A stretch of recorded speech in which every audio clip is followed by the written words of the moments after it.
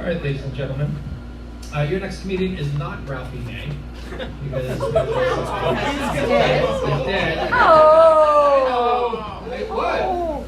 He didn't mean it. He's better than Ralphie May at this particular moment in time.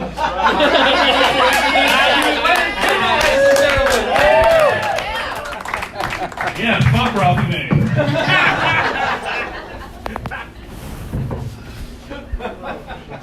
That guy didn't even make it here. Okay. So, I just want to address. Oh, I gotta get off the ledge here. Okay, let's address the elephant in the room.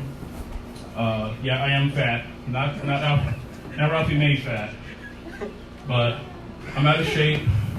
I get a little winded now and then, and now. I'm still stronger than myself, but I sure as hell can't outrun him anymore. I'm at the point now where I bend over and I can't help but hold my breath.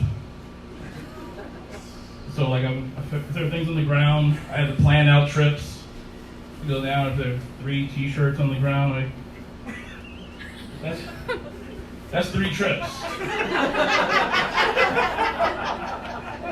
Okay? Dangerous. It's dangerous. Tie my shoes. 4 trips. 4 trips. Okay. Gotta be safe. I'm a little worried about, some of my eating habits and things I find, I guess sort of maybe scrumptious, I guess. I don't know what the right word is. I should have written that better. That's a horrible word.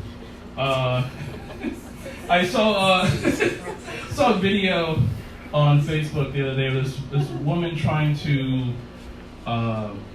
break a Guinness World Record for eating mayonnaise in 3 minutes. Like how much mayonnaise you can eat in 3 minutes. And she had like 6 jars lined up on the table, and she's got this big huge salad spoon. And the timer starts, and she just goes to town. She's like, oh, just scooping and shoveling. Oh, and just clean up her mouth.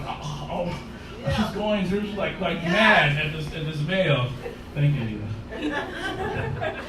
And the clock stops, and she's cleaned out 3 jars. 3 jars of mayo. She breaks the record. It's a plaque or whatever. And I know that we as a society have established norms of things that should turn you on.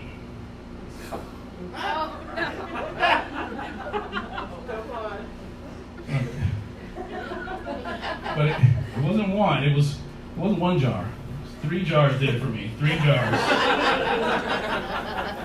It's amazing.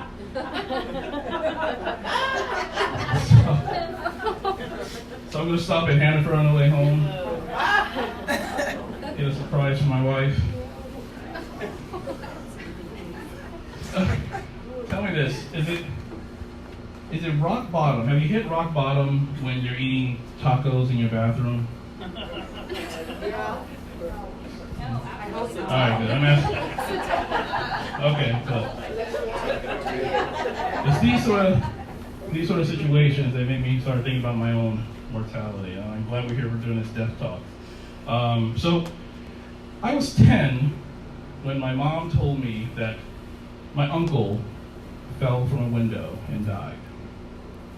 I don't know why he was sitting in a window where everybody fell and died from the fall. I was a little older when she told me that he was a drug addict, got into a fight, and was pushed out of the window. And when I was 10, I was just about taller than him. So he was a little tiny guy. And so I pictured him, this little yippy chihuahua, trying to fight some guy and just getting smacked away. And out a window. My grandmother practically raised me. I lived at her house just about as much as my own. She kept me in church, kept me on the right path, and she kept me going to Sunday school And we got taught this whole like treat people right sort of thing, the golden rule, do unto others as you would have them do unto you. And here I am, I'm like 10, and I'm like, oh yeah, great, I got it, no problem. But then they add, or else this invisible man in the sky who watches you masturbate is going to throw you down a fiery pit and you'll be tortured for all eternity. And I'm like, I was just cool at just treating people right. You didn't need that extra little bit. I'm good. So church is where I learned how to react to David Blaine illusions.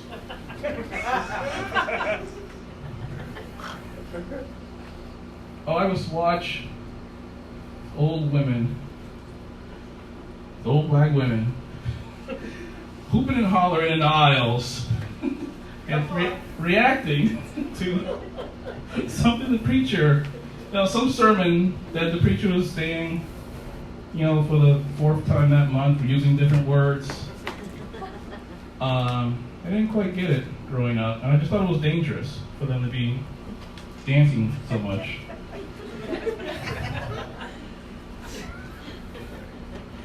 My grandmother, back to my grandmother who kept me in church, she had a rough life. She enjoyed most of her life, but the last few years were tough for her. She couldn't remember most anything anymore. She couldn't remember if I was her son or her grandson. She couldn't remember anything about my grandkids, that's for sure. So when I think about it, when she got to heaven, I saw her. I figured she arrives there, and suddenly there's no more arthritis pain. There's no more sting from bed sores or anything like that. And then the memories that she had lost, come flooding back in. So up until then, she was blissfully unaware of the things that her kids had done to her those last few years. And she gets there, and those memories come back, and she's like, "What the fuck?" Close her mouth. Oh, goodness. What? Did you? God damn it, my son stole my car. Where the hell were you guys? Where the hell were you guys when that was happening? Lester threw a goddamn jar of pasta sauce at me.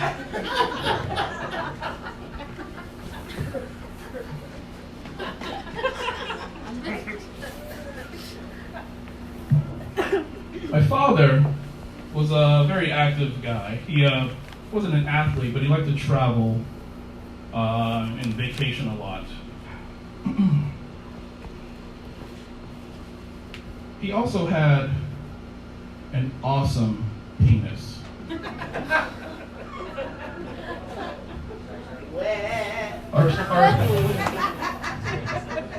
you for the congregation in the back. Or so I would assume.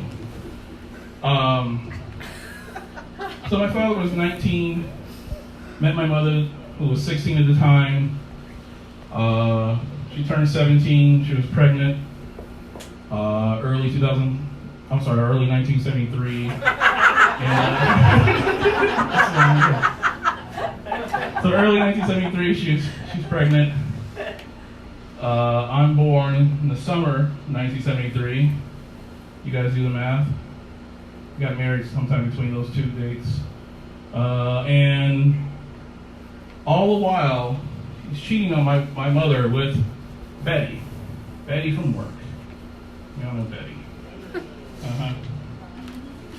6 years later, my mom and dad get a divorce.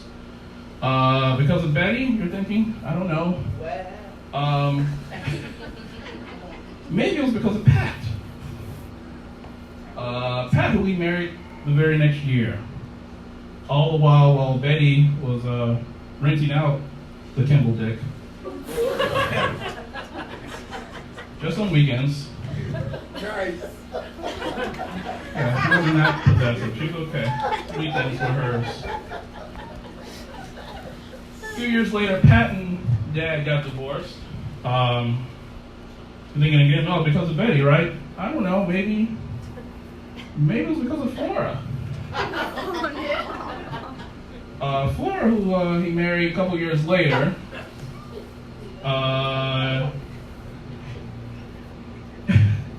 all the while, Betty, who's the secret that everyone in Chicago knew about, was still in the picture, bleeding into an occasional Monday, jumping in an early Friday every once in a while. Friday's technically the weekend, right? Loopholes. Fucking loopholes.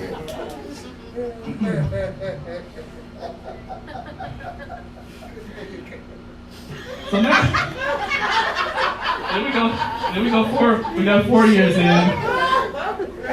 4 years in, and we got another divorce. And now you're thinking, oh, this one because of Betty, right? And I'm like, sure, maybe because of Betty, because then Betty and my father get married. Congratulations to Betty. Thank you guys, it was an awesome ceremony. The whole to have and to hold and one and only love forever and ever, yada, yada, yada, till death do us part.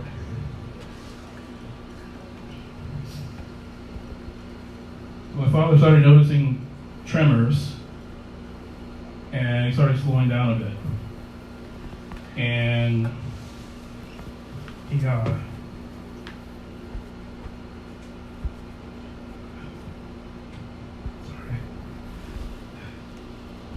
He was a proud man, and dealing with he's the kind of guy that wouldn't tell people how he was feeling and what was going on. Wouldn't stick to his regimen of medication. And mixed with that, a wife who wants to pray the ailments away. Doesn't really add up. No offense to religion. Maybe a little bit.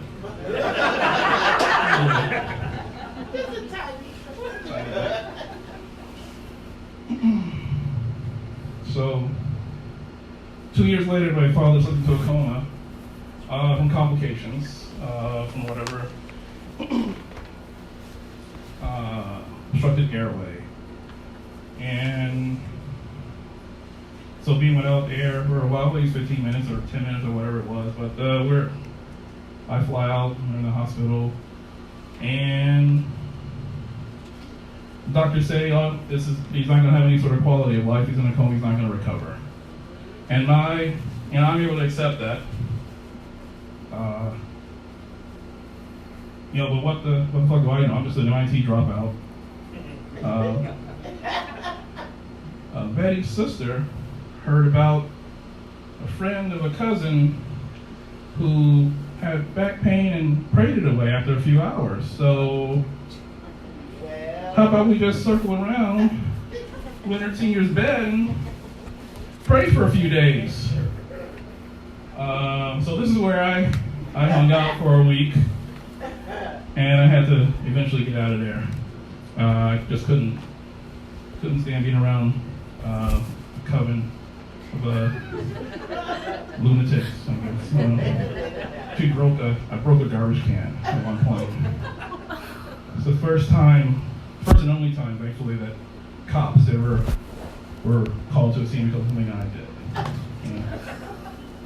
I know. You're thinking, oh, black guy? It must be. Yeah, it must be like, you must be thinking like, this half a dozen times just today. Really? So, I went home. Another month goes by, and I get a call from Betty that my father had passed away. So I'm like, yeah, no shit. I already said my goodbyes, so it was in. the conversation wasn't good. I'll just put it that way. And yeah, I know you guys are thinking, holy shit, Leonard, you need some jokes here. The funeral was in February. And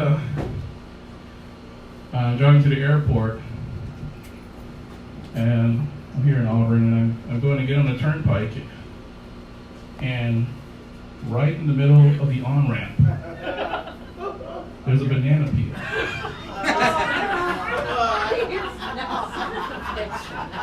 And I grab the wheel and I swerve and I get around it. Narrowly avoided disaster.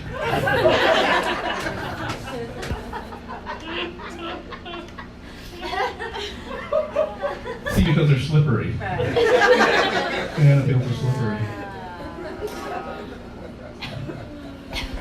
So, on to my own inevitable death. Am I going to die at a routine traffic stop where a cop thinks I'm reaching for a weapon, where I'm actually reaching for a French fry?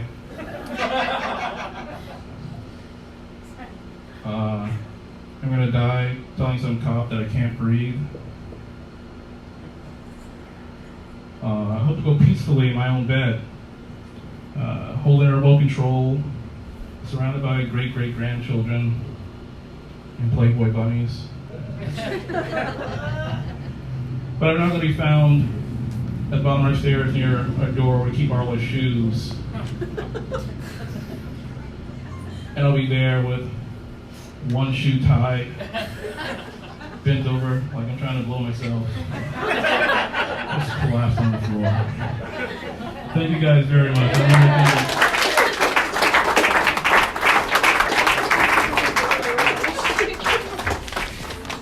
Leonard Kimble, ladies and gentlemen. Oh my God, it got real, didn't it? It got real. My favorite moment of Leonard's set is when he said, an older black woman, and Anita said, "Watch it, motherfucker."